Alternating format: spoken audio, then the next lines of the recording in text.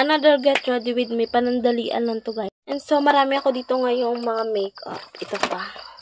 Ang iba nandyan sa kilid. So, ngayon panandalian lang to kasi 5:49 PM na. So, kailangan ko na magsaing. So, ang himuon ko subong is mag-story ako sa inyo sa Ilonggo version. So, why na sa unod, guys? So, another bakala naman. So, why na Tagpid Kwarta? Sponsored sa makeup. Pasensyahan nyo na sa tingog ko kay amagid na ako sa pagbata ko mo. Labot ko inyo.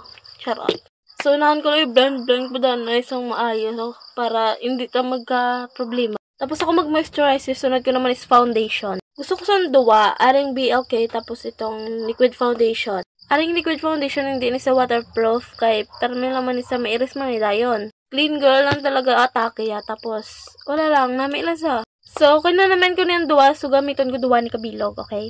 Unahon ko nagaling yung BLK, ibutang tade, kay namian ko sa iya color. Tapos, banta-bantaon ta lang para makaigo man ang aton nga color blue nga flawless.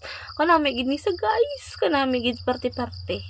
Kaysa kamot na ni ibutang, so kamoton ta na lang ibutang de. Kinami, oh, do pareha sa mo sa shade, pero namian ko ni kay so clear talaga. Namian pagid sa BLK. So, hindi naman gamitin sa blade sa kamot to, kundi brushon to na lang, kay para mag-epekto gid siya. So, nalipatan ko butangan na akong kilay, kay dapat unahon ko ginakilay, kay para plakado. So, butangan ko lang sa kilay, kay kurtihan gid man, oy. Basta galing mag-makeup ko, ginauna ko gid ako nga, nga kilay, kay para plakado nga, Alis ko ng foundation, kailangan ko manghilay, danay. So, let's see, guys. So, muna yung takis ang aton nga pag-clean sa aton nga eyebrow. So, kinalan natin sa eyeshadow nga black eye. Ito sa idura naman gito sa aton nga black nga eyebrow. So, kinalan natin mag-brown eyebrow, okay? So, gamitin natin natin nga ang eyebrow. Atong eyeshadow. Kay way gita, way gita eyebrow nga brown. It's also black. Char. Ko lang ko mo amon it. Then, I will brush to my eyebrow. Napakado, diba? See the difference, guys? May eyebrow kag ang, I mean may eyeshadow kag wala. Look the difference. Kaya dito idura na gid ko dito si Angry Birds. O si plakado kilay, lagapak inday. So kinahanglan pa dayon ng aton nga pagbrush ba sa aton na wo. Kinahanglan naton rapta-raptahon kay para na may gid. Magamit ko sa sponge is color red na sa pro ay man sa gipon man siya oh. So syempre unahon ko sa akon nga kilay kay para magamit na. So, ito naman diferensya guys sa may na-blend kasi hindi na-blend. Pakita ko sa inyo kung paano.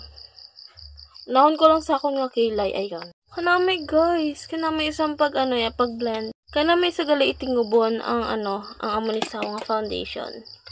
Ang Flawless Foundation na Clear and the BLK. So guys, ang ari gali guys, pwede na i-concealer sa aton nga nawong para matakpan ang aton nga, wait lang. Batakpan ang hinanakit natin sa aton nga mata. So guys, butang talan de, idutayon talang kasi syempre pigmented niyo eh. Dere. Tapos de. Sige, butangan ko nagalian dere ko. So kinalanta na lang i-blend para manami. Takita pa dahil bags ka wala na. Diba why na? Pinala naman natin gamiton sang contour para sa aton nga chubby face. Wala lang, para mag-natural ato nga nawong. Siyempre, kinala natin butang dere, kay para magamay ganito nawong. Ang akong nga makeup, bakal-bakal lang ko isa-is up.